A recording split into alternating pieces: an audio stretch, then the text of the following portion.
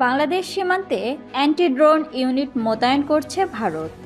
শেখ হাসিনা সরকারের পতনের পর থেকেই ভারত বাংলাদেশ সম্পর্কের টানাপোড়েন চলছে। উত্তেজনা বাড়ছে এই দুই দেশের সম্পর্কে।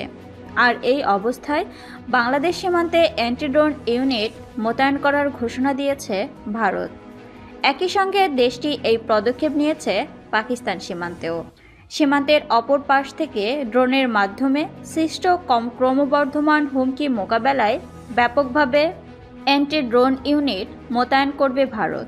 মঙ্গলবার 10 ডিসেম্বর এক প্রতিবেদনে এমন তথ্য জানিয়েছে পাকিস্তানের সংবাদ মাধ্যম দ্য নিউজ ইন্টারন্যাশনাল।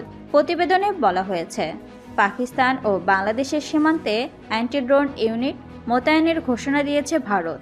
সীমান্তের অপর পাশ থেকে আসা মনুষ্যবিহীন আকারযানের মাধ্যমে সৃষ্ট ক্রমবর্ধমান হুমকির প্রতিক্রিয়ায় ভারতীয় সীমানা সুরক্ষিত করার জন্য ব্যাপকভাবে অ্যান্টি ড্রোন ইউনিট স্থাপন করবে নয়াদিল্লি। ভারতীয় গণমাধ্যমে প্রকাশিত রিপোর্ট অনুযায়ী ভারতের স্বরাষ্ট্রমন্ত্রী অমিত শাহ ভারতীয় সীমান্তরক্ষী বাহিনী বিএসএফ সেনাদের প্রশিক্ষণ শিবিরে ৬০তম প্রতিষ্ঠাবার্ষিকীর অনুষ্ঠানে দেয়া ভাষণে ড্রোন হুমকির গুরুত্ব এবং ভারতের সক্রিয় পদক্ষেপের কথা তুলে ধরেন।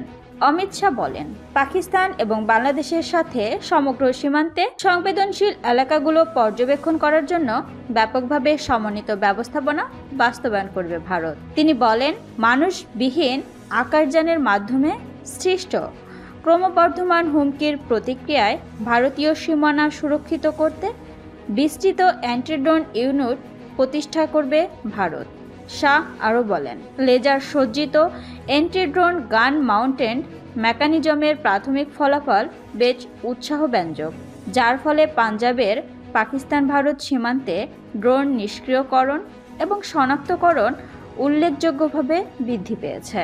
ভারতীয় একটি সংবাদপত্র দেশটির সরকারি তথ্যের উদ্ধৃতি দিয়ে জানিয়েছে, 2023 সালে প্রায় 110টির তুলনায় এই বছর 260টিরও বেশি ড্রোন পাকিস্তানের কাছে ভারতের সীমান্ত থেকে ভূপাতিত বা উদ্ধার করা হয়েছে।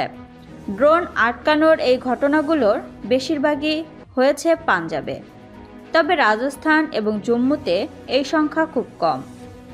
পাকিস্তানের সাথে ভারতের 2289 কিলোমিটার এবং বাংলাদেশের সাথে ভারতের 4096 কিলোমিটার দীর্ঘ সীমান্ত রয়েছে।